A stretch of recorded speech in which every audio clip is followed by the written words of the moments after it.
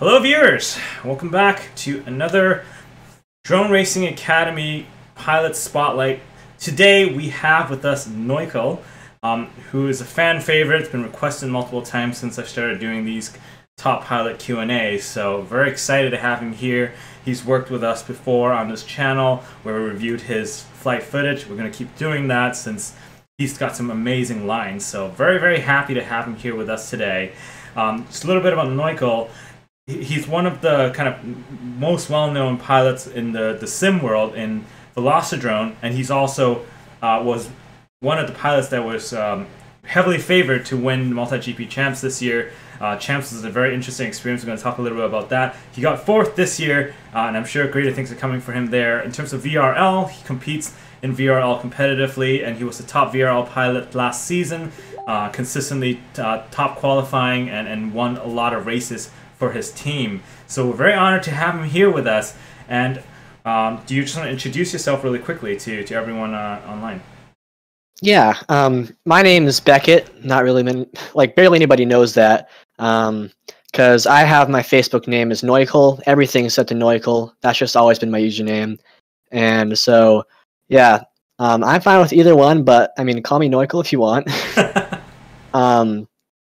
Yeah, I've been flying for about 2 years, practice a lot, and I'm just doing my best to get better every day.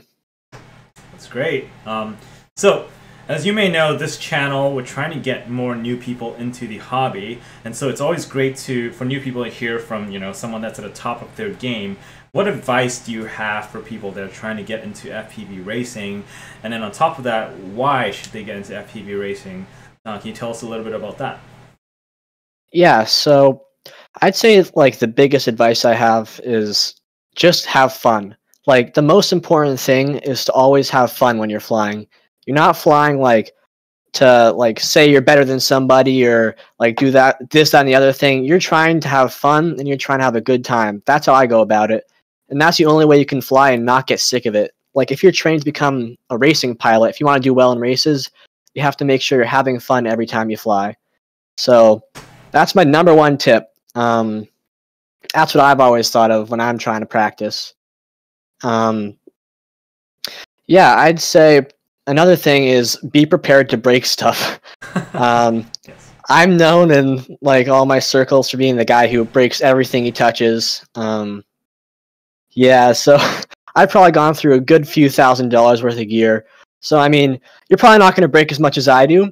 But I'd say be prepared to spend a lot of money on parts, and it's kind of an addiction, honestly. Once you get in, it's hard to get out, but I'd say it's worth it. That moment when you get a good qualifying spot, you beat your goals, or you beat your best lap the day before, makes everything worth it, I'd say.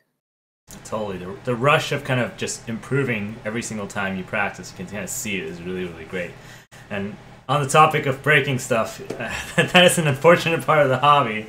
But there are some ways which you can, break stuff less often. I'll make a video about that. So if you're curious about how to break less stuff, I'll be making a video about that. #1 is don't turtle so much. But yes. That's a good one. Right?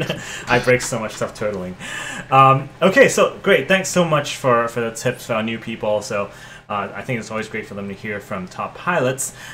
Real quick, your name Noical, is there any kind of specific significance to that? Yeah, there's a backstory. It's kind of stupid, honestly. Everybody's gonna think I'm an idiot.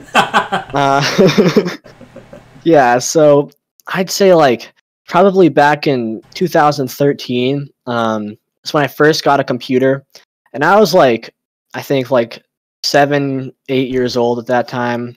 I don't really remember. But yeah, I just got my computer, and I was starting to get into playing video games. Specifically, a game I played back then was called StarMade. It's kind of like Minecraft, but in space. You build spaceships and stuff. And I wanted to come up with a name. I was just thinking about a name for so long, and I couldn't find anything. And then I saw the word nautical, and I'm like, that's a good name. Except at that point, my vocabulary and spelling skills were not great. I'll just put it at that. So I wanted to name myself Captain Nautical, and I ended up calling myself Captain Noical. So it was a pretty terrible misspelling of the word. And I had it set as that for a long time, but like I knew I'd spelled it wrong and I just didn't really want to change it. And then eventually like I kind of shortened it down to Noical, just to like keep the kind of vibe, because I kind of liked how it sounded, but also I didn't want to be like really obviously an idiot to anybody who saw my name. So I changed it to Noical. And I've just had Noical be my name for like probably something like 5 or 6 years now. So yeah, it's just a stupid made up name. But yeah, it stuck and I like it. I think it's easy to say and like it's kind of like a friendly name. So yeah. It is a great name that I butchered the first time on one of my original videos, apparently. But yeah, it's a great name. It's short. It's easy to say. It's easy to remember. I think it's a great name, and I think a lot of people come up with these kind of online handles when they're kids, and it just sticks. I think I did the same thing myself. So I can't help but notice you have an arm brace. Are you okay? Oh yeah. I have to wear 2 arm braces. This is actually from practicing so much. Oh my gosh. Yeah, I have carpal tunnel in both hands. Oh. And it started because last season of VRL, I flew the QX7, FreeSky QX7. Yeah. And I had a really bad grip on that radio that strained my wrists a lot. And I probably flew, for VRL alone, like at least 15 hours, 20 hours a week. So I had some really bad wrist strain, and that ended up leading to carpal tunnel over time, and it doesn't really go away. If anybody who has had carpal tunnel knows, like, it doesn't go away unless you completely stop what you're doing, and I haven't stopped. I've just kept flying and practicing. I changed my radios, the Radio Master TX16S Max, and this one has a much better grip, so it's not nearly as bad anymore, but yeah, I have to wear a wrist brace now because of this. That's rough. Do you change anything with your training habits in order to kind of get around that? How are you managing that? I'd say the biggest thing that I've been doing is really focusing on like not holding my radio as hard. Like when I'm in a high pressure situation for like a big race or something, I've noticed I tend to grab my radio really, really hard. And that puts a lot of strain on my wrists. So whenever I realize, oh, I'm holding my radio way too hard, like I stop and like I take a minute, and yeah, that's what I've been mostly trying to work on. But like the braces help a lot. They really help. Like I wear them 24/7.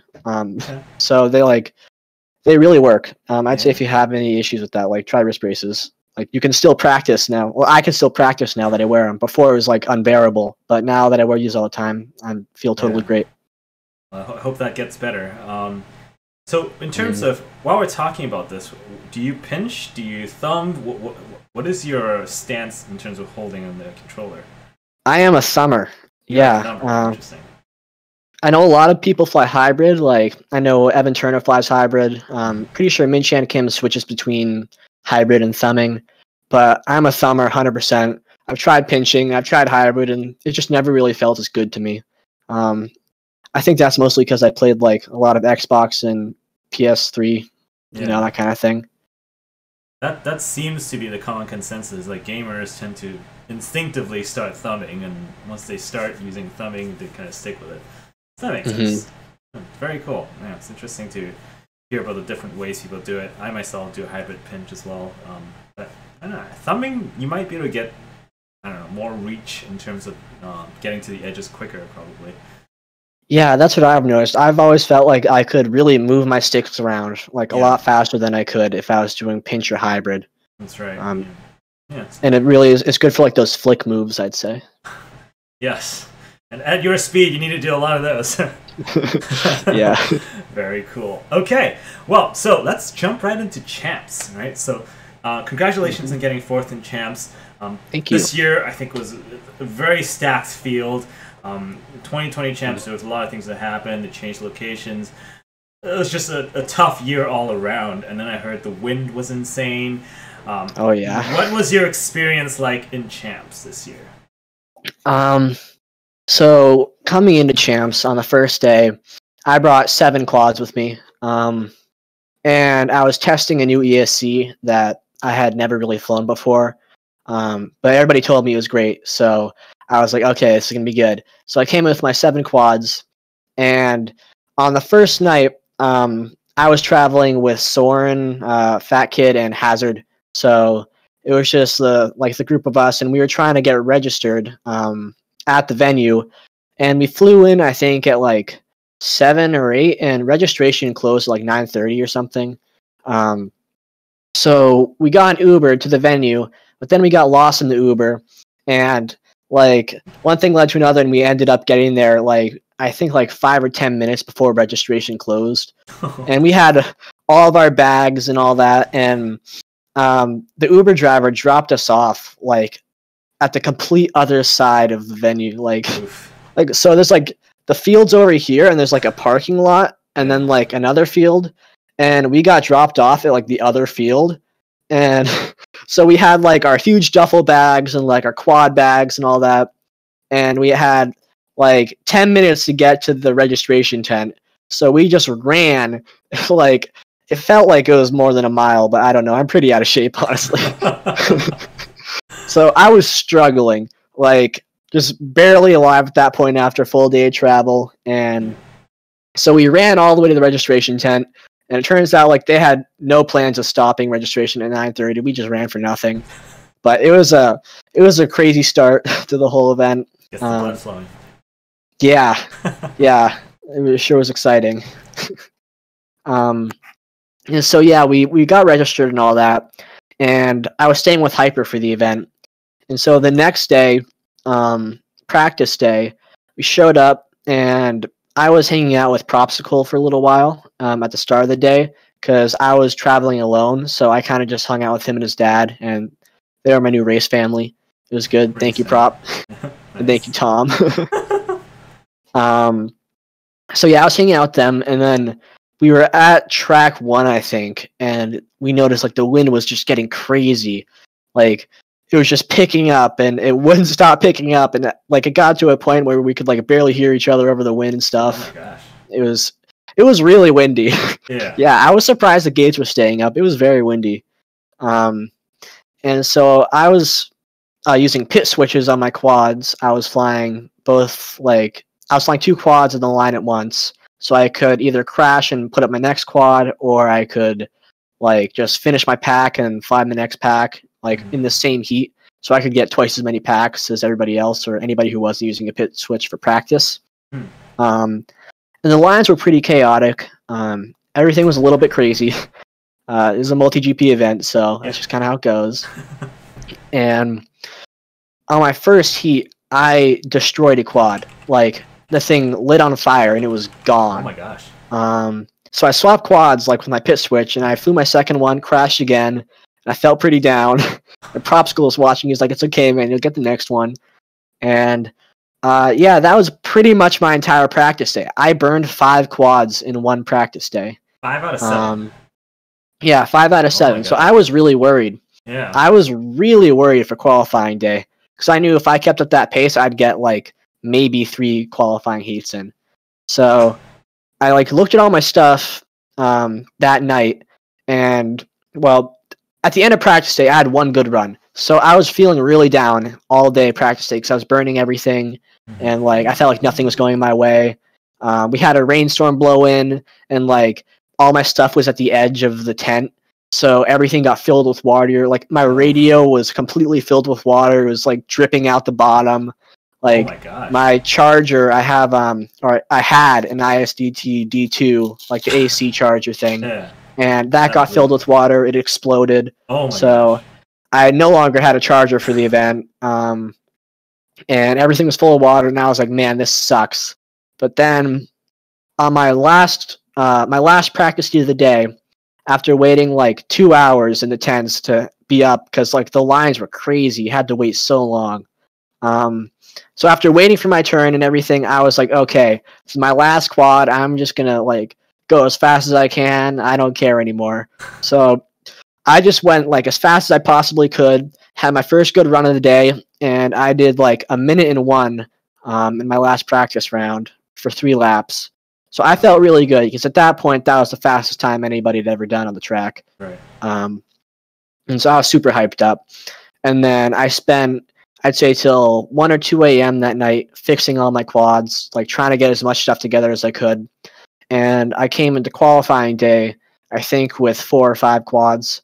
And so I was like, okay, I had a good run last night. We'll try it again today. And I had pretty much the same story for the whole morning. Like, I was breaking stuff. I was feeling pretty bad. I was waiting all day. And I was trying to figure out my line still.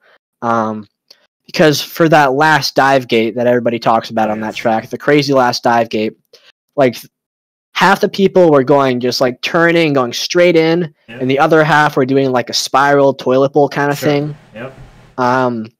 And I had seen Evan doing the straight in move, and I was thinking, like, that has to be faster. Like, I have to be doing that. So I started doing that too, and I hit that gate over and over, broke everything. But then, like, once again, at the end of the day, on qualifying day, I managed to have a really clutch run, and I did a 59.3 in my very last run of the day in qualifying. Yeah, wow. So it sounds like you should just bring 1 quad to races and just ignore everything and just go for the last one. That's your strategy. Yeah, just only take the last heat. That's right. That was the same thing with my global qualifier time as well. I think really? it was my last or second to last round that I set my best time. Yeah, and you were TQ in global qualifiers too, right? Yes, yeah. I did. I don't remember. It was like, I think it was like 2 seconds faster than the next time. Yeah, I don't know. Your run was ridiculous. Yeah. Oh, yeah. It was a 27.3 or something like that. 27.5. I don't know. And then the next one was Propsicle, and I think he had a 28 or a 29. Yeah, I remember. I remember seeing that DV the first time. I couldn't believe my eyes. Even when I slowed it down, I'm like, this looks slowed down. Still looks faster than what I did. So, if anyone's curious about Noical's global qualifier run, I have a video on my channel that analyzes his lines and everything, so check it out. But yeah, that was a crazy run. Thanks. Yeah, that wasn't actually my that was not my 27. That run, that was on my first qualifier. I went to 2, and on my first one I did a 28.4. And then that was like my second round of the day, the 28.4. And then that video was my last round of the day, where I did an 8.9 and 9.2, and then I smacked the corkscrew at full throttle, and I like broke 2 arms on that quad. And so the video cuts right before that crash. It's pretty easy to tell if you go back, like, look at the last few frames. I'm gonna hit that gate really hard. Yeah, speed you're going too. Yeah, definitely something's gonna break. So sorry I cut you off there. You were just talking about your qualifying. You're finishing up your qualifying, so continue your story of champs. So yeah, I finished my qualifying, and I'd broken all my quads again that day. But like, the thing is, you can break your quads once and kind of fix them, but then when you break them again, like, they're gone. There's nothing you can do. So I came in with 7 quads, and on finals day, I had 2. And I was like, okay, this is really bad. So I showed up. Oh, no, I was at my hotel, right? And I was trying to fix quads. Like, we were told we wouldn't be flying until something like 8 o'clock at night. So I was, like, pretty relaxed. Like, I was going to go visit Soren, get some parts from him, and try to rebuild my stuff. And then, like, I was starting to build quads, and I get this text from Evan saying, guys, they want to run us right now. Get to the venue, everybody, right now. Oh my gosh. And I'm like, what? So, like, I throw everything in my bag, my half-built quads, and I'm freaking out. And, like, we race over to the venue, and at this point, my mom had showed up, and I was staying with her at a hotel. And she brought my new charger. I had an ISDT P30, which is like that crazy 1500 watt dual channel charger. I love it so much. I can charge batteries like 27 amps. It's great. Wow. Yeah, so I had that in my power supply, which is like this crazy Bitcoin miner salvaged power supply. It's like 2,000 watts. Nice. And it's huge. And then I also had another charger, little ISTT Q6, and we were in such a rush that we forgot to close the back of the car. So we started driving away, and I'm hearing this alarm. I'm like, is that a seatbelt alarm? But we're all buckled in. And I turn around, and the back of the car is open, and I see my charger just fall out of the car onto the road while we're driving. Oh. And I'm like, well, it's over for me. I'm done. Because I had no quads. My charger just fell out of the back of the car. My brand new charger. Wow. I'd gotten it like that week. So I was really upset. And we like drove back, we picked everything up, and we just raced to the venue. And we get to the venue, and I'm just in full panic mode. Like, everything has gone wrong at this point. So I plug in my charger, it doesn't work, and then like I try a different outlet, and it turns on, and I'm like, oh my god, this is the greatest thing that's ever happened to me in my life.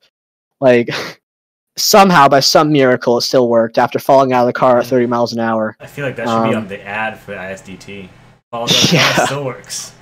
Yeah, I was really surprised. I was like, it's broken, like, everything's over. I don't have any chargers, I can't fly.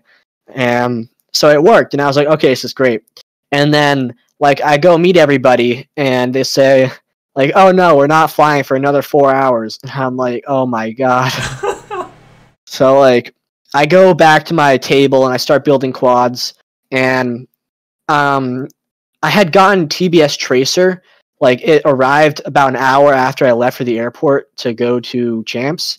And my mom came to like drive me around and stuff the second day.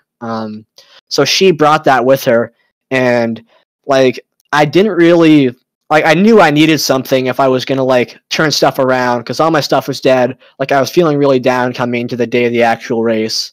So I decided to install Tracer on all of my quads.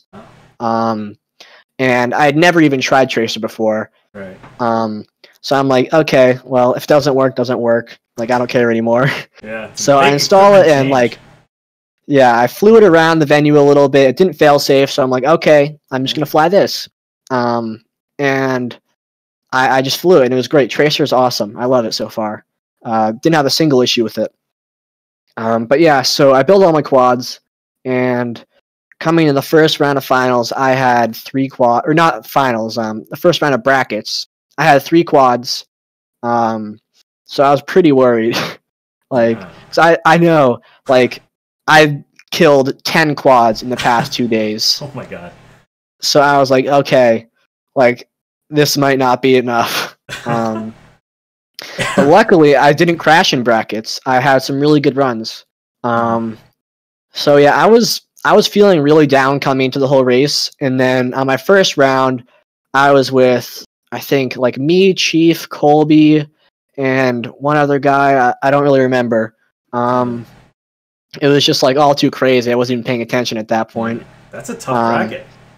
Yeah, it was. I was like pretty worried, even though I was top qualifier. Like, I knew these guys, like, they all want to win. They're all here for the exact same reason I am. So like, I knew I had to put in my A game. And I managed to take the win in that bracket. I was super happy, like super psyched up, because like I had felt like everything was going against me the whole race, and then in the first round of brackets I won. It was like a life-changing moment. I felt so happy. And everything felt like it turned around for me at that point. And then in my next few races, like, I managed to keep taking wins in all my brackets. And like, that all went really well.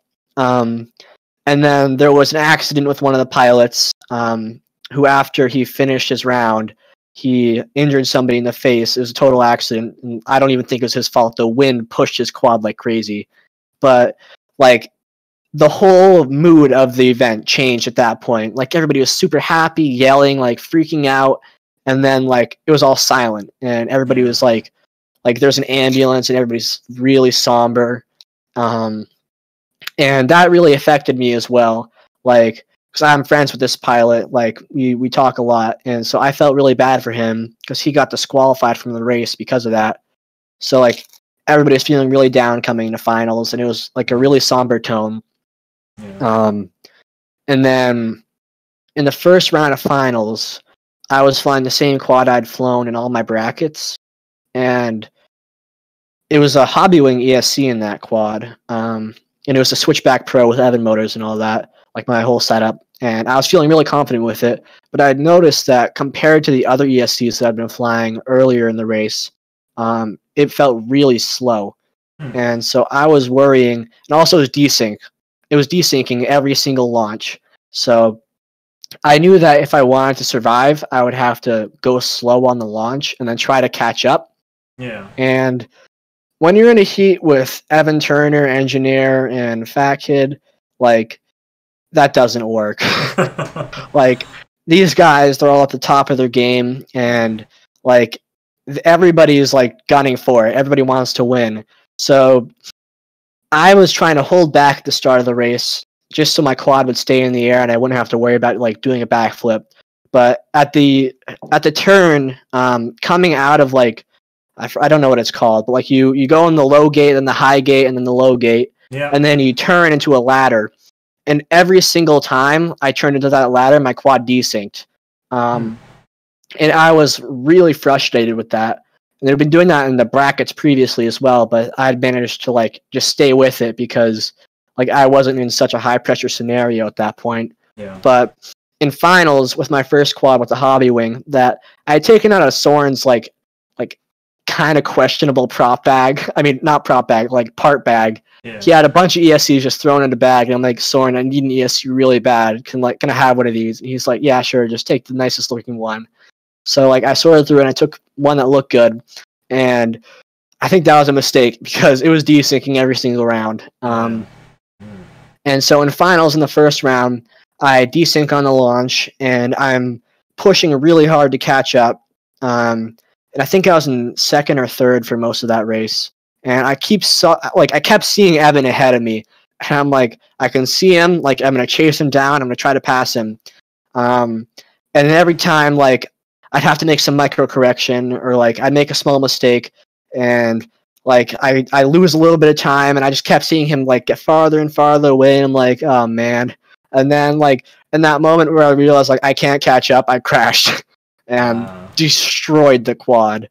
Like, everything in that quad was broken. So there's no chance of repairing it. And then coming to round 2 of finals, the wind was insane. The whole race, the wind was crazy. But in finals, I really was feeling the wind. Like, the dive gate after the first ladder on the track, I noticed was really tough. Because usually what you do is just hard right into that dive gate. And then you just go through blindly. And that worked every single time when the wind was not so bad. But when the wind's crazy, like, pushing you into that gate, you have to take it wide. You have to, like, line yourself up. And I was not used to doing that, so that was a line change that I didn't expect to have to do. And I changed a lot of my lines coming into brackets. My original line of going into the gate, the final dive gate head on, just straight through, I was not comfortable with that in the wind. So I went around and turned into the wind and then run around a leg into the ladder after that, before the start-finish gate. And that was slowing me down a lot. I think I lost probably half a second per lap doing that. And then I also decided to do a split S into the tower gate that got removed. Because there was a tall gate and then, like, a gate next to it like this. And so you'd go through the tall gate and split S. And then the tall gate got removed. So you could just, like, do a quick left-right into that gate, which was much faster. But I wasn't really thinking about it. And I just decided to continue to split S, which was much slower than what I should have been doing.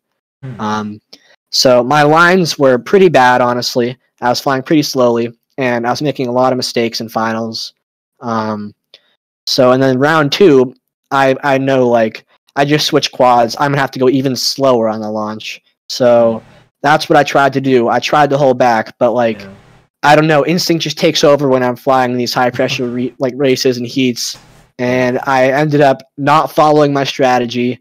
And I think that was my biggest downfall. I decided I wanted to try to get as fast as possible on that track with this new quad that I hadn't flown all day. And the camera tilt was different. It flew a little bit weird, and I crashed pretty much immediately on the first lap again. And I mean, I knew that everybody was freaking out because everybody was crashing in this crazy wind.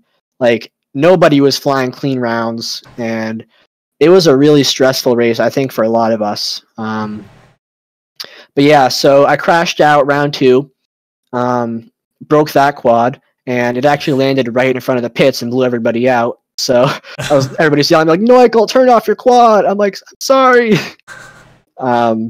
So yeah, it landed right in front of us. I think Chris like unplugged it for me, and I don't know where that quad went after that. That thing was gone. But yeah, so at this point, I'm like, okay, third round, I don't have an ace. Like, it's not looking good. It's really not looking good for me. So I've been flying a Switchback Pros this whole race, and that last quad I broke in round 2 of finals, my last Switchback Pro. Yeah. And I had my old reliable, my Switchback with my Diatone Mamba 60 amp ESC and a Foxier V2 F7 in it. Yeah. That's a 30 by 30, right? Yeah, 30 by 30 on a Switchback. So that quad weighed like 15 grams more than my other ones did. And so I brought that one out, and I remember like going up to the lines, like Evan looks at me, he sees I changed my quad again. He just like, I just see like kind of laugh a little bit. And I'm like, yeah, it's not going well. I'm like, it's not going well for old Noik. He's like, well, that's just how it goes. And I'm like, yep. So I was like, I knew at this point, like I had no chance. I was switching frames entirely now, not even just quads. I was switching frames. And this quad was on the Crossfire when all my other quads were on Tracer. So everything was different on this one. Yeah. And surprisingly enough, in the third round, I actually managed to finish first. I didn't do the track right, but I finished first. So I was like, I knew I had messed up. Like, in the final round where they were doing all those DVR reviews, I knew like my run was not valid, because I hadn't only gone through a gate backwards, but I also didn't clear the plane of the second rung of a ladder, like at the start of the third lap, I think. I went through the side of the gate by accident instead of going straight through, and then as I was trying to recover from that crash, I turtled, I took off, and I flew through the bottom of the ladder backwards. And if I hadn't done that, I would have just had my last lap disqualified. But because I flew through a gate backwards, my entire run got disqualified. And I didn't know that rule when I did that. I thought you just couldn't fly through a gate backwards and have it count. But I learned, unfortunately, afterwards that, no, you can't go through any gates backwards at all. Yeah. So my ace got disqualified, and Soren won the event. And like that was crazy. It was like all the suspense of waiting, and then they're like, and Soren's a champion, and everybody freaks out. It was great. Like, I'm so happy for Soren. He did great. His race strategy has always amazed me. Like, whenever I fly, I've always felt like I have to be the fastest, or like I don't have a chance. But like time and time again, Soren proves that consistency is the key.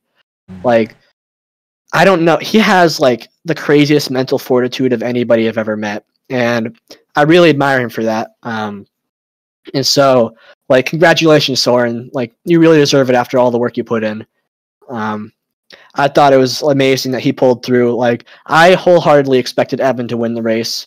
I think a lot of people did, but it was a crazy race. I'd say 2020 in a nutshell at Multigp Champs. That sounds just about what it is.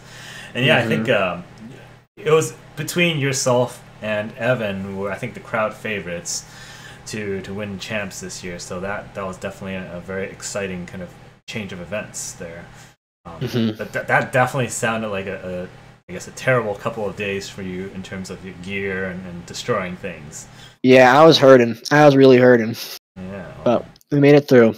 That is a lot of quads to break. Yeah. Oh my gosh. So I think that's a good segue into, this year sounds like it was a very tough year for you in champs. Obviously, a lot of it's outside your control. But kind of what lessons are you bringing to next year in terms of the next season?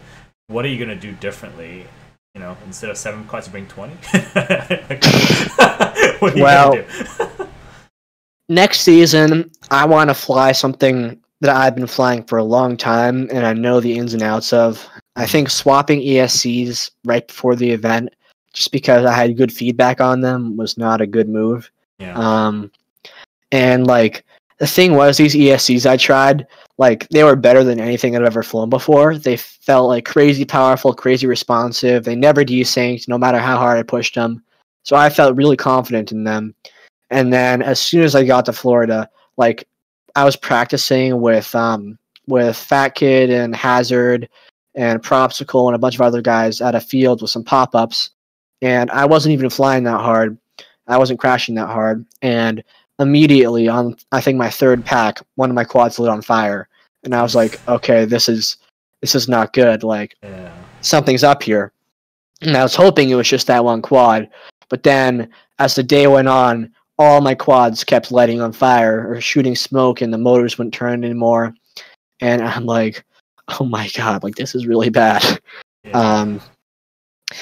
And yeah, so I was just struggling to find a way to make these ESCs work. Like if I caught a prop on a gate, flipped upside down in the grass, almost every single time the ESC would light on fire. Like it was really bad. I did not expect any ESC to perform that poorly. But yeah, so I was struggling with that. I think next year, I just want to make sure I have a solid setup, something durable, something that I know can handle my flying. And I'm definitely going to focus more on the race strategy side of things. I'm going to try to take a lesson from Soren here. Because like in races, like for example, Velocidrone, where I've always had pretty good runs and like I've always been able to be pretty successful in Velocidrone. Everything always goes exactly how I expect it to go in Velocidrone. Like I know how my quad's gonna fly. I know like it's not gonna do anything weird, so I can fly with complete confidence and like do everything exactly how I want to do it and go as fast as I possibly can. Because like in Velocidrone, going as fast as I possibly can, like 100% in my heats, that's no issue for me. Like if I can completely predict what's gonna happen, I can fly at my max every single time and not crash. But when it comes to real life, I don't think I have the experience. I don't think I don't think I'm ready to be able to do that, honestly. So in the future, I'm definitely going to be thinking more about like what I need to do to make it through this heat, like how fast I need to go against these pilots to get first or second place. Like think about my competition, think about who's nervous, who's not, and like just focus a lot more on the strategy side of things, because I think that can get me a lot farther than just going all out for like as fast as I could. Yeah, I think that makes a lot of sense. I mean, you're pretty well known for being one fastest around to begin with, so working on the other side, kind of shoring up the strategy and making sure you've got consistency to back that up, I think is going to take you really far. So I think that's great. In terms of the track this year, we talked a little bit of the dive gate that was really, really rough. What did you think of the track this year, and was it what you expected? Because I think you guys didn't get to see the track before you raced, right? You were just kind of going into it blind. Yeah, so the track got released, I think, like the night of registration. So me and Hyper, we flew it together on the sim, and we were like, okay, this is a good track. We liked it. And then like we get to the venue the next day, the next morning, and we see that the dive gates are like twice as high up as they were in the sim, and we're like, what? Everybody was so confused. Like, why are they so high up? Why are they so high? And nobody liked it, but they were up there. They were like 15 feet in the air for some reason. Really? Yeah, they were really high. Yeah. And like they weren't that big either. I think they were just normal championship size. But because they were so high up, like it was just a really weird angle. Yeah. In the first one, I don't think it was so bad. I think the first dive gate was great, but the second one, I struggled with that. I know a lot of pilots struggle with that second dive gate. And I think either it should have been lowered a little bit, or they should have just removed that dive gate entirely. That's my opinion on it. I think the track would have been a lot more enjoyable to race on if that last section was a high-speed section instead of a technical section. Because, like, whenever races are going on, like, it's always you're really close in the first half, and then in the second half, that's where it starts like you start to get the distance between the pilots. Sure. And I think if that last section was a speed section, it would let people go for those overtakes and those passes in the last half of the track that were basically impossible with the way the track was built, like the way it actually ended up being. Yeah. So that was my only, like, the only thing I would have had different. Everything else, I thought it was amazing. The corkscrew was really great. Like, the sweeper and everything had a really smooth entry and a really smooth exit. It all flowed really well. I love the track. Everything but that last dive gate I thought was phenomenal. That's interesting. Never really thought about it that way, kind of like having, you know, technical sections towards the end and versus like a large sweeper to allow overtaking. That's an interesting perspective. On the topic of overtaking, what is your strategy when it comes to overtaking? Like, what area do you like to overtake in, and how do you think about it? How do you prepare for that? So when I see a pilot ahead of me, my strategy is always not to speed up, but try to fly at a consistent pace that I'm already at. Because if I'm seeing them ahead of me, that means I'm gaining on them usually. Yeah.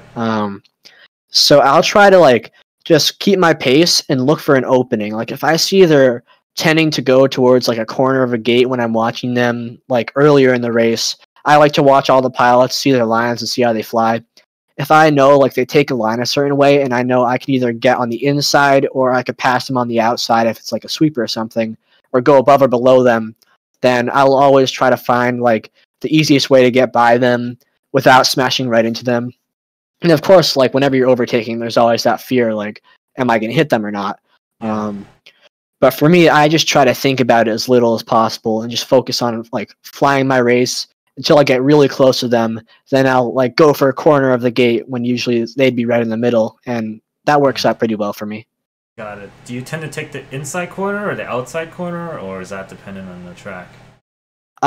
For things like corkscrews and ladders, I always take the inside corner. Okay. Because I know like my corkscrews are really fast and my ladders are really fast. Makes sense. So if I take the inside, I'll almost always be closer to it than they would be. So I'll always go for the inside corner on a really technical element. But if it's like a sweeper, I'll usually go for like above or below. Because people tend to either be like really high up in a sweeper or really low to the ground in a sweeper.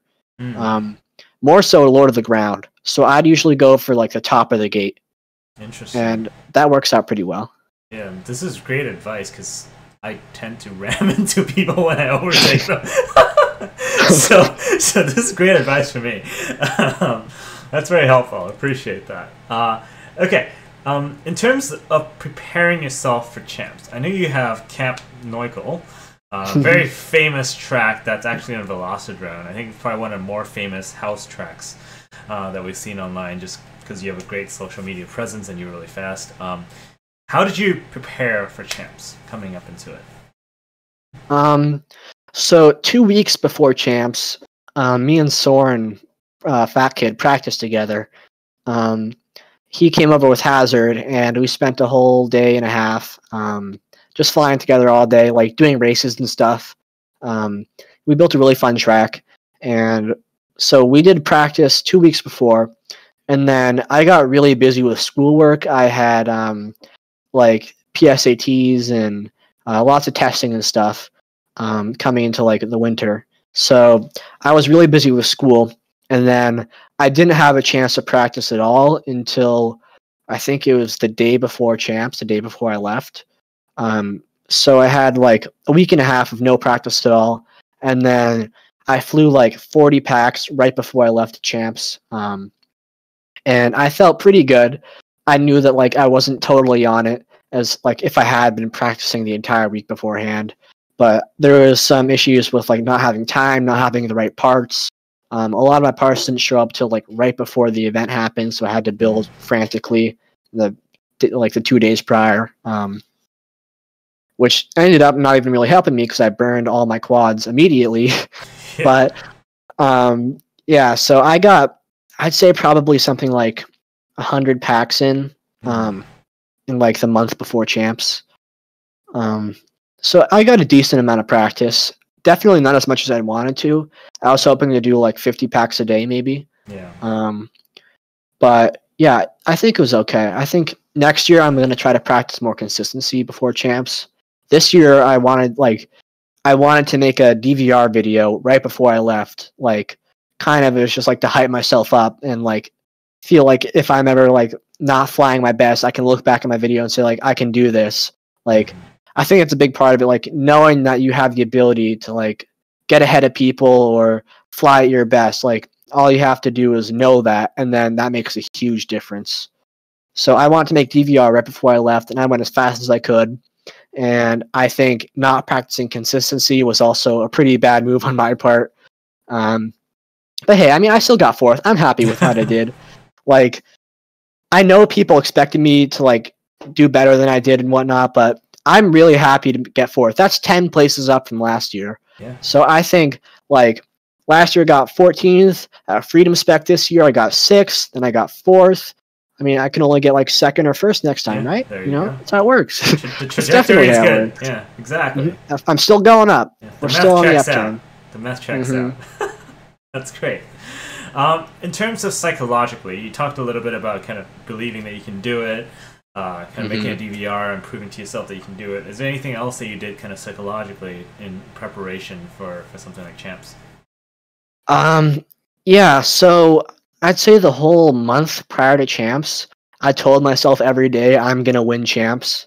Kind of like Soren did. I didn't actually win, but I think that's helpful. Like, it doesn't matter if it's true or not. Telling yourself that you can do something over and over until like it's ingrained in your mind, I think that makes a big difference in actually performing.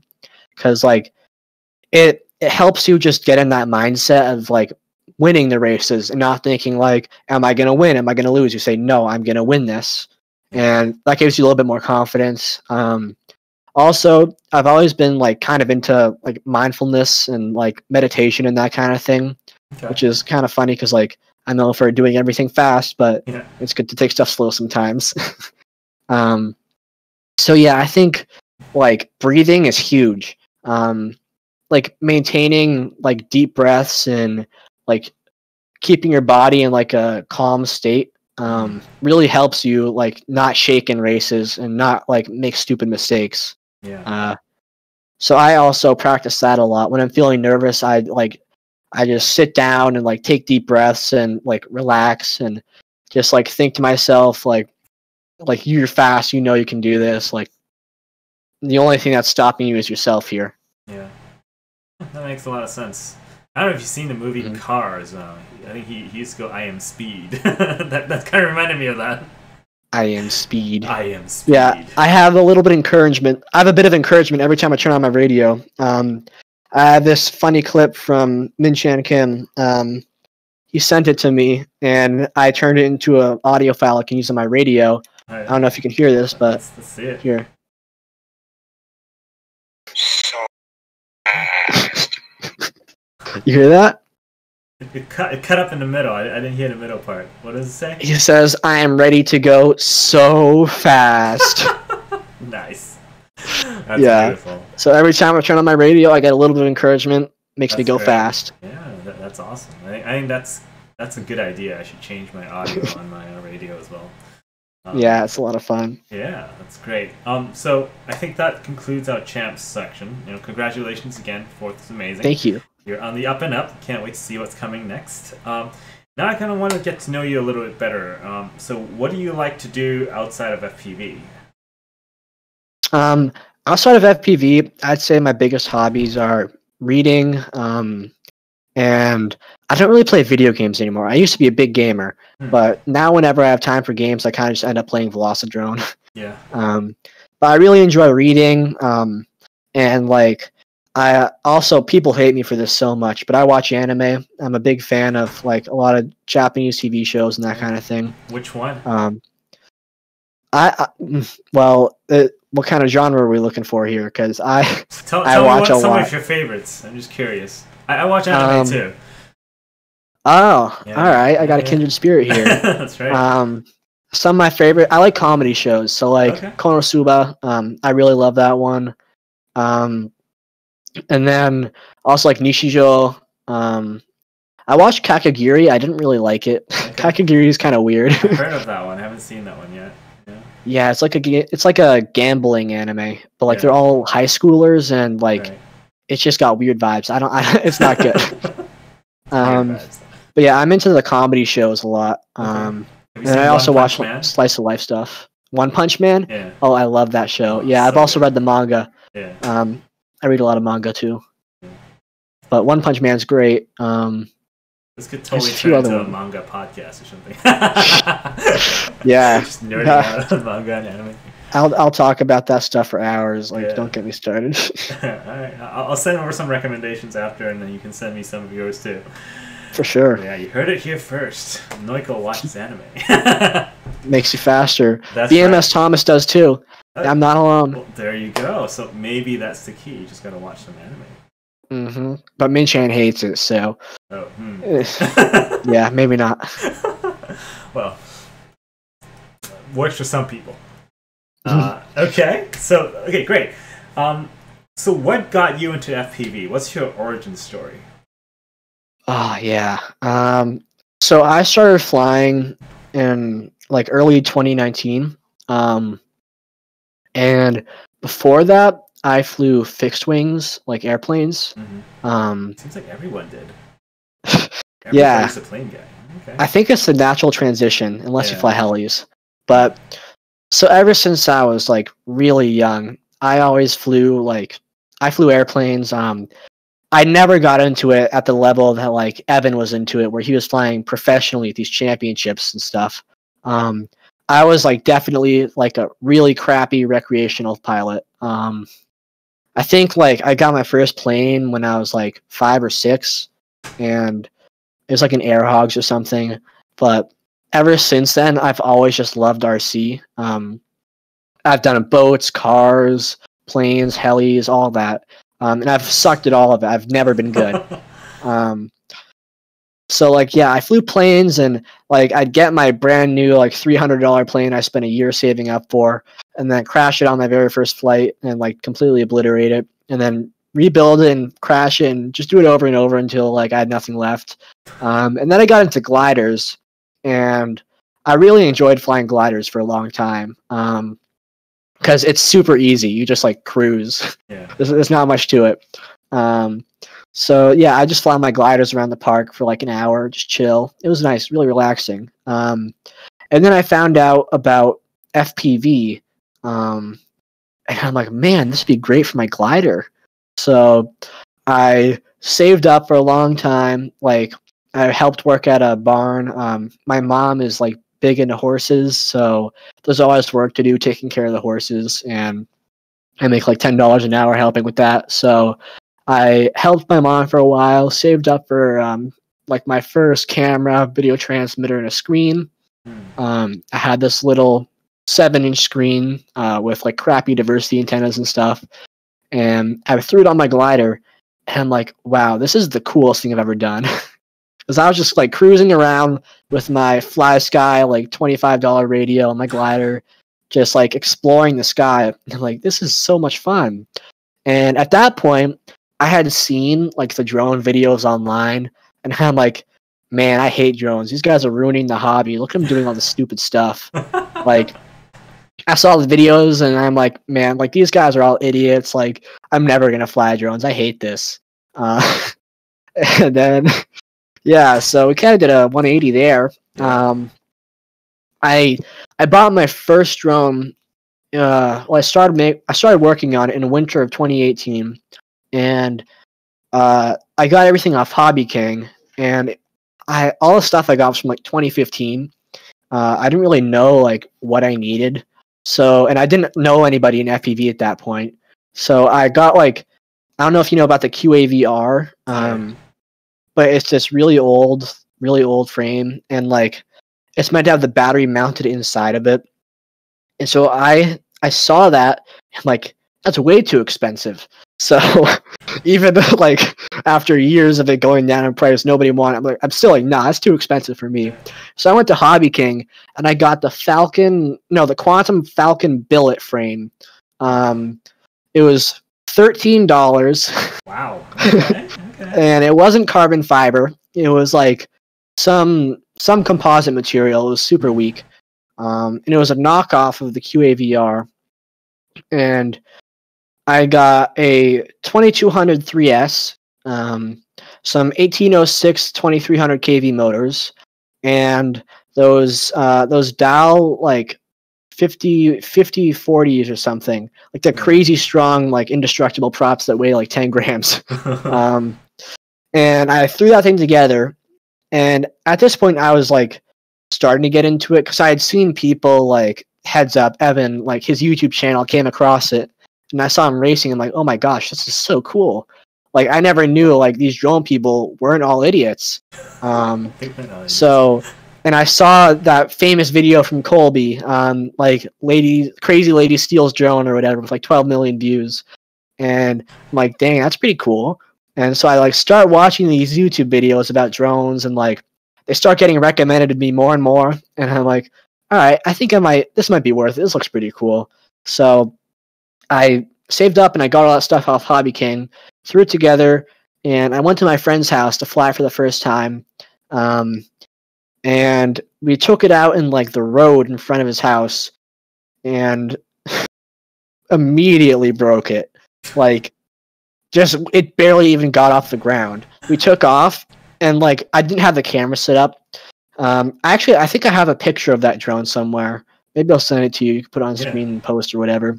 But yeah, so we took it off and crashed into concrete, broke it, and I like managed to fix it. I just need to like tape some more stuff together. That quad was like half hot glue. And my friend's like, "Oh, can I try it?" And I'm like, "Sure." And I let him fly it.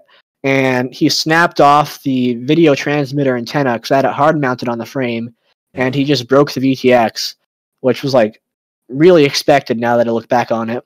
But he felt so bad, and we were all so upset because I had spent like a month building this. I had no idea what I was doing. I didn't know how to solder. I didn't know how to do anything. Yeah. So yeah, we were all like super upset, and then I'm like, man, maybe I should quit this. Like, this is too expensive after breaking one VTX. Like, this is too much for me. Fast forward 2 years to break 10 drones. Yeah. Yeah. So I had that first drone. I broke it a bunch of times. And I kind of like started feeling the itch at that point. I'm like, okay, like this is fun. I like doing this. This is my new hobby. So I kept flying, and then I'd say like in January or February of that year, I met Liam. His racer name's Waffle, and he actually went to my school, and my mom met his mom at like a school event, and so it's really funny. My mom comes up to me, she's like, "Hey, like, there's a kid at your school who flies drones too," and I'm like, "Oh, that's cool." She's like, "You should go meet him." I'm like, "No, I don't need help. Like, I don't need anybody. I got this on my own. I'm good." And she's like, "Oh, okay." And then like we crossed paths at school, and we started talking, and then like I'm like, okay, this guy's nice, and so we became friends, and he taught me a lot about like all the parts I needed, and like that my stuff was all complete garbage. Like, I thought that my like 2.5 lens on my $5 Amazon camera was like the pinnacle of FPV technology, and then he gave me a Micro Swift V2, and I'm like, oh, like yeah, completely mind blown. Yeah. And I had bought EV100s at this point because I'm like, okay, I look like an idiot with my screen. I'm gonna buy some goggles. So I bought EV100s, which was like the worst goggles ever, and they were so bad that the internal receivers didn't even work. I had to mod on my own like RX 5808 receiver that I bought on Amazon. And so it was all like a hot glue mess. And I used those for a good while. I think I used those until like March of 2019. And then I moved to my new house, my current house. We move a lot. And we had this nice field in our backyard now. And I'm like, I can practice here. Like, I could get good. And so I decided like to really go all in. So like I managed to convince my parents to like loan me money so I could get into the hobby, like buy all the gear I needed. I bought HDOs and a rapid fire and like a nice controller. I bought Crossfire and I bought some of Liam's frames and all the stuff I needed. And then on the first day I broke all my quads again. There's a pattern here, I think. This is coming through, yeah. Yeah, so I'd say the first 3/4 of my first year in FPV were just me working my ass off to afford parts.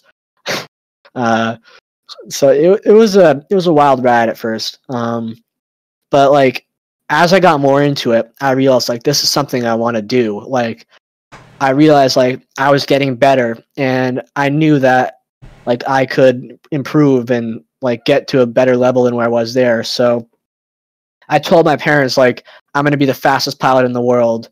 Like when I was barely able to fly a drone, which is like I don't even know why I said that, but I was determined. I wanted to get fast. I'm like I told my parents like I'm gonna get so fast. Like everybody's laughing at me now. They're gonna eat their words. And so yeah, that's just been my goal. I've been trying to get faster every time I fly. And that was the stupidest thing ever for me to say back then because I sucked. But I mean, I guess it gave me some motivation to not give up and just keep flying and keep practicing and get better. Yeah, that's pretty much leads to where I am now. Still practicing all the time, still having a good time, and do my best to get fast. Yeah, that's a great story, and I think it's amazing that you started 2 years ago, and now you're fourth, arguably in the world for Multigp International, right? So that's incredible. That's an incredible journey. Thank you. How do you think you managed to improve so quickly from breaking all your drones in the first day to where you are today? Well, I mean, I still do that, but I think what's helped me get faster over time is really mindset. Like the mental game is by far the biggest thing in this hobby, in this sport. Like if you don't believe in yourself, you're not going to get anywhere. You have to believe. Like it sounds stupid and cliche, but like you have to believe that you can do what you want to do, because if you don't, you're never going to be trying hard enough. Like for me, I've never really been good at stuff. Like I'm always the slowest runner, like the worst in the shooter games, all that. And so I knew coming into it that if I wanted to get good, I would have to be working twice as hard as anybody I knew, which I mean, it's not true, but like that's my mentality. I know I have to work hard to get where I want to be. So I think what started it all off for me was like getting a taste of like the racing and the competitiveness that I'd never really experienced before. I've never really done anything like that. And then in Velocidrone, I started doing like the TBS live races. And in my first one, I think I was like in D main or something, and I sucked. I couldn't do anything. Like I crashed out every round. And, like it was awful, but I had a great time. And I think having fun is the most important thing, because if you're not having fun and you're getting discouraged and you're feeling down, like you're not getting anywhere. You're not gonna win the race if you feel like you suck. So yeah, like my first TBS live race, I got like 20th or something, and like barely even made the cutoff for making it in. And everybody was like, "Oh, good job, yeah." And then like the second one, I improved by like 5 spaces because I practiced like crazy the whole week. And then in the third one, I was like in C main, and then the fourth one, I made it to B main, and then like fast forward a few months, and I made it to A main, and I was so happy because like I had been seeing this improvement, and I was like completely over the moon that I managed to go from the worst in the group to like being in the top 8 or whatever. And so I was so happy about that, and that's where like it really clicked for me that like if I want to get good, like this is what I have to do. I have to practice every day all the time, and I have to keep working hard, and like if I do, it's going to pay off. So I think knowing that like your practice, even if you feel like you're not getting anywhere, if you feel like you're going backwards, you're still moving forwards. You're still getting in stick time. You're still learning. It's just, it takes time. Like you can plateau for a month or 2 and feel like you're getting worse. And then like at the end of those 2 months, you have this pack that like you fly a pack and your mind is blown by how amazing you felt. Like it's those moments I think that really make drone racing, for me at least, like feeling your work pay off and learning like all these new things over time, I think is really, it's big. Yeah, that's really important. I think it's a great attitude to have, in not just drone racing, in life in general, right? Would you say that you started off mostly in sim racing, kind of velocidrone practice, and then you kind of transitioned to the real world? Did you do both at the same time? What do you think was the biggest impetus to your growth? So I learned to fly in real life, which was terrible. I don't recommend it. So I learned to fly in real life, and then like I learned about the sim probably a month after I started flying. And I started flying in velocidrone, and that's when I started getting into like racing and thinking about tracks and getting fast times and stuff. Because at this point, like because I had met Liam Waffle, I had met a bunch of the other fast pilots like Evan, Propsicle, Soren, and all these guys, and like they were huge inspirations for me because I could barely fly a quad, but these guys are going through gates at Mach 10, like flying crazy fast, doing all these fancy things that I couldn't even imagine doing. And so I was like, I really want to do this too. I want to like be on a level with these guys. So that was a big motivator for me as well, I'd say. But yeah, so I got into the sim, and I'd say I probably flew the sim for 6 hours a day with no breaks for about half a year. Yeah, it was brutal. Yeah. But I really was determined to get better. So like I would bring my MacBook to school and practice every single moment of free time I had in school. Sometimes I'd practice in class at school, which got me in a lot of trouble. But yeah, just getting as much time in the sim as possible. And like that's how I noticed that I was really starting to improve, because I started off like I got like a 26-second lap on one of these tracks in velocidrone, and I was like so happy because I had made it through all the gates and I didn't crash, and that was the first time I've ever done that. And then a week later, I managed to get like a 20-second lap, like a 24-second lap, which was 2 seconds off my time. And I was like, wow, I'm getting better. Like I can do this. And so like seeing those gradual improvements really motivated me to keep putting in the time, keep putting in the work. And after about half a year of just training my ass off in velocidrone, I was like up there with the best of the best in the game, and I was so happy. And I think velocidrone is the best tool to get fast and get good at drone racing. Like obviously practicing in real life is going to help you more, but in velocidrone you can just fly over and over and over for hours on end. Like you can fly like the equivalent amount of packs in a velocidrone. Like an hour of velocidrone is like a full week of practice in real life. So I think it's like velocidrone is a really amazing tool. Sims in general are the best tool for drone racing, 100%. Anybody who says otherwise, like, they're probably slow. Probably slow. Indeed. Yeah, because a lot of times my friends tell me, like, hey, velocidrone doesn't quite feel like real life, so they don't like to use it. And I always use it as an example of, like, it works for Noical, so, like, it's got to be doing something right. So, yeah, I use it a lot, too. But, yeah, I agree. It's very good practice, even if it doesn't always directly translate. Yeah.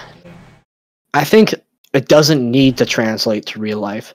Like, a lot of people get hung up on that when they first start using it. Because, like, obviously, it's not the same. It feels a little bit different. Everything feels a little off. The quad kind of feels floaty.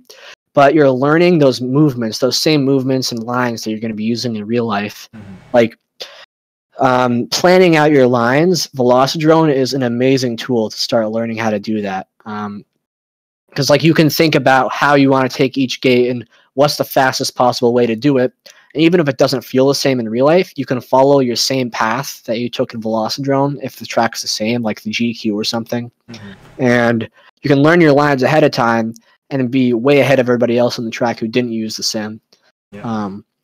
So that's big. And then also it teaches you really great lessons about like how to manage momentum, like how to get through gates in a certain way. For instance, corkscrews. Corkscrews in velocidrone to me feel exactly like they do in real life. Yeah. And so I've been able to get really fast corkscrews. Like my corkscrew is like 1.31 seconds for a triple corkscrew. And in Velocidrone, it's really similar to that. So Yeah. I think that translates really well. I think I take that much time for one corkscrew. that is really, really amazing. So thanks so much for kind of all the tips. I think that's super helpful, and it's going to help a lot of people absolutely. kind of getting faster there. Let's move to the next segment about VRL, right? You talked a little bit about Velocidrone, and I know you raced in VRL. You raced last year, you're racing this year. Last year you were with, I believe, Flight 1. This year you're with X-Blades. And I think you were a very dominant pilot in the last season and TQing almost every single race. Tell me a little bit about your experience in VRL. And for those of us around that's not familiar with VRL, can you just give a quick intro on VRL as well? Sure. So VRL is the Velocidrone Racing League. It's been going for 7 seasons now, and it's a team race. I think there's usually like around 5 or 6 teams, and each team does a buy-in, and so there's prize money on the line for each race. And we do multiple different formats in the race. We do like one person on one team versus like one person from all the other teams, and then we do 3v3s, and we do relay races, and it's the single biggest league in Velocidrone for team racing and racing in general. There's the most money on the line. It's the highest pressure, all the best pilots, and I think Velocidrone is a really great way. I mean, VRL is a really great way to like improve your skills in racing. Specifically the mental pressure, like mental game for racing.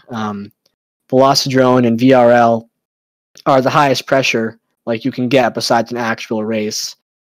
Even sometimes I would say Velocidrone has higher pressure than real life, because like in VRL, you're going up against names like Minchan, Thunder, like these Singularity, all these crazy guys who like they don't make mistakes.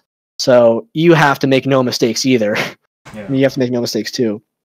But yeah, so VRL, it's a team race that happens. A lot of money on the line, a lot of pilots, like big names.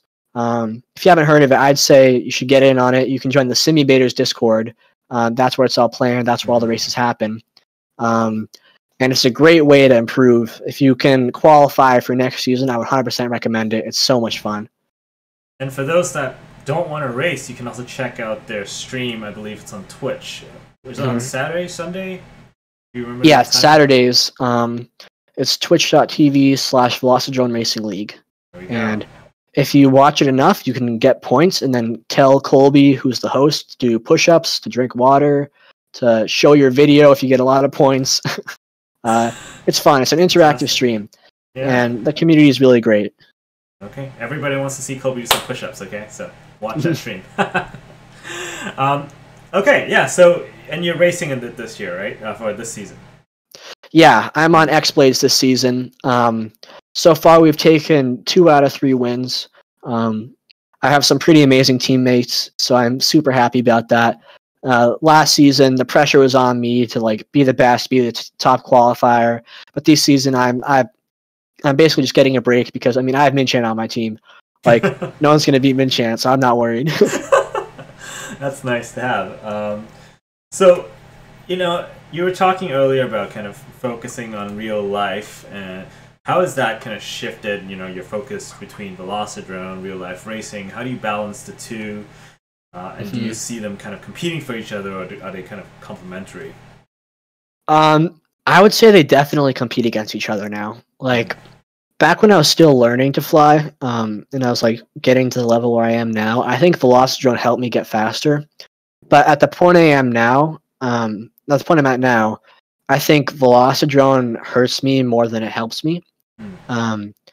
Because like the way I fly in real life, my style is to get really close to gates. Yeah. And in Velocidrone, I also do that. But the difference between real life and Velocidrone is in Velocidrone, you can clip through the gate, like you can fly through it a little bit. And so my habit from Velocidrone is to always like have my props touch the gate, because that's like the fastest line that you want to get as close to the gates as possible. Yeah. And then in real life, if you do that, you crash every time. So, like, it definitely gives me bad habits at the level I am now. But, like, the thing is, though, I can fly Velocidrone, like, every day for a full week, and then come, like, to a real-life track, fly 5 packs, and then feel really good again. So, I'd say, like, it hurts me a little bit, but not so much. I, like, can't fly at all next time I fly in real life. So, I think they work together somewhat. Okay. But time-wise, that's big, because Velocidrone takes a lot more time than real life for me. Yeah. Because I have like a lot of batteries now, like a lot of gear. And my field's right there, like it's right behind me. You're lucky. So I can, yeah, I'm super lucky. I'm so grateful for everything, like how everything's lined up for me. It's amazing.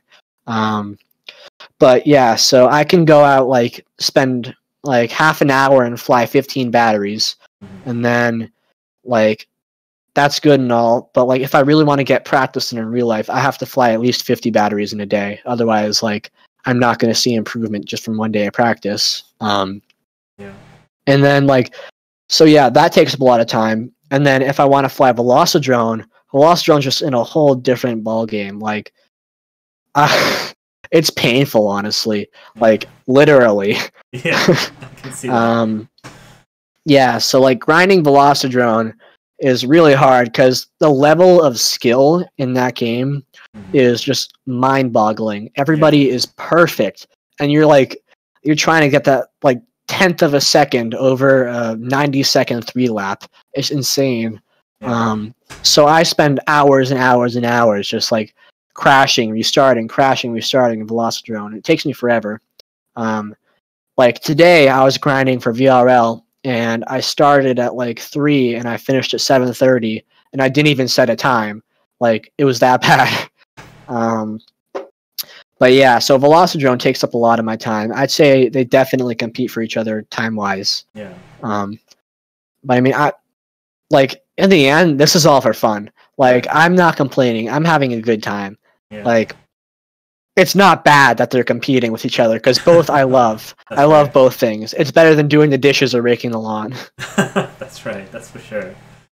Okay, so I think that brings us to what's coming up next. What do you think is the future for FPV racing? I know you've been in the scene for about 2 years.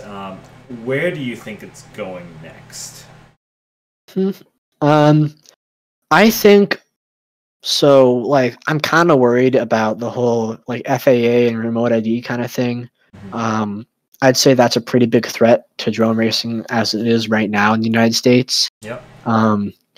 So that's definitely a concern of mine. If that ends up blowing over and nothing comes of it, I'd say we have a good future ahead of us.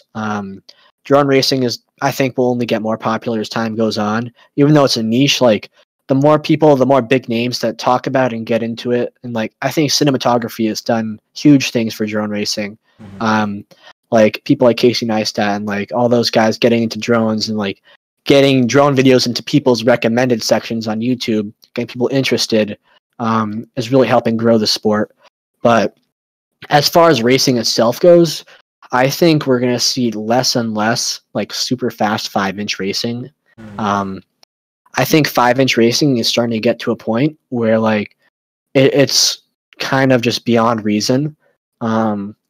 Like we keep pushing for faster quads, like lighter quads, everything stronger, faster, lighter, and like technology and like the laws of physics. Honestly, I don't think they're keeping up anymore. Yeah. Like for instance, ESCs, like 20 by 20 ESCs with like the small MOSFETs. There's almost none that can handle you like just pushing the throttle 100% for an entire pack. Like I've noticed the faster I get, like the harder it is to find gear that actually performs up to a standard that I can trust. Of course. And that comes from just physical limitations of the technology itself. Like if we're trying to pull 160 amps to do something this small, like it's not going to work. Something's got to give. And I think I don't like that. I don't like the direction it's going in that way. We're seeing things get smaller and everybody going towards like a lighter package, trying to get faster. When really like still, I think the sweet spot for the fastest possible quad is 30 by 30 and like something around 280 grams. with a light battery. But yeah, so I see quads. I'm hoping at least for quads to get slower and for quads to get like heavier.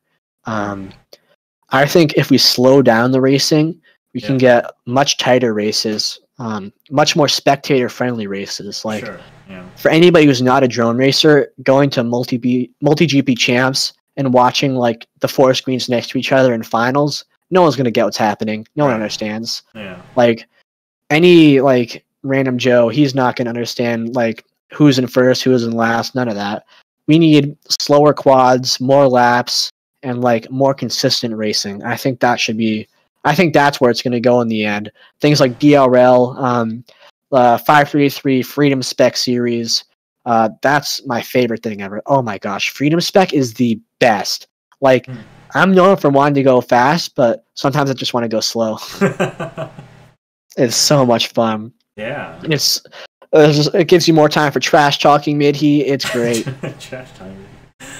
Oh yeah. You see somebody 3 feet ahead of you for like 4 laps in a row, you're going to be talking trash with them the whole time. It's great. Of course. Yeah. That does sound like a lot of fun. I got to go check one of those out. Yeah, Freedom Spec is amazing. If anybody has any interest whatsoever in spec racing, Freedom Spec is the way to go. They're planning to do some more events next year, so I plan to meet all of them. It's going to be great. Great. Okay, so I think we're reaching to the tail end of our interview here. Do you have anything you want to say about 2021 and what's coming, and anything you want to say to your competitors in 2021? Yeah. So 2021, I'd say we're gonna get a different Noical. We're gonna get faster Noical, but also a more consistent Noical. Consistent, yeah. Yeah, like my biggest like eye-opening moment, I'd say for consistency, like having that count the most, was I had a race with the world champion in Velocidrone. I mean, the world champion of FAI, Moto. I think his name's pronounced Cheng Hyun Kang. Sorry, I probably mispronounced that. And I had a Velocidrone spec race with him with a few $1,000s on the line. And so it was a really high-pressure event. And he was faster than me coming into that race, 100%. I really stood no chance. But I knew he was crashing. I knew he couldn't maintain that speed in about half of his heats. So I came up with a really, really strong strategy in my mind. And I didn't let myself push. I didn't let myself go fast. I made sure I stayed at a pace that I would never crash at. So I took the win in every single round coming into the finals for that race, where I got paired up with Moto. And then in the finals, it was the craziest thing ever. So I just went for consistency, and I didn't go for that speed. Moto went all out. He went crazy. He was setting record lap times every single heat. And then the first round, he won, I think. And then the second round, he crashed, and I won. And then the third round, he won. And then the fourth round, like, all the pressure's on because we're basically tied up at this point. And, like, he was ahead of me until halfway through lap 3. Like, 20 feet ahead of me. I stood no chance of catching up. And he crashed out, and I took the win by, like, 2 points. And that's really when I realized consistency is key. Like, not crashing. Like, you'll feel like you're slow. Maybe you feel like you can't win this. But, like, it's the way to go, because that fast guy almost 90% of the time crashes. Yeah, that's good advice, and it's something to kind of think about. Okay, so thank you so much for joining us. This has been really, really great chatting with you. This is Drone Racing Academy. I'm Damon FPV. We have Noical here. Please do subscribe to both of our channels. I'm going to link to Noical's channel in the comments section as well. We both have interesting content out, a lot of racing related things. My channel is a bit more beginner friendly. Noical's channel is just crazy fast, so check that out. Yeah, subscribe to our channels for new content, and we're going to be doing a DVR review of Noical's run in Champs as well, so look forward to that and see what his crazy lines are, and it's going to be really, really interesting. So thank you so much. I hope to continue to work with you in the future. And, thank you so much for having me. Look forward to great things from you in 2021. All right, have fun, guys. Stay safe out there.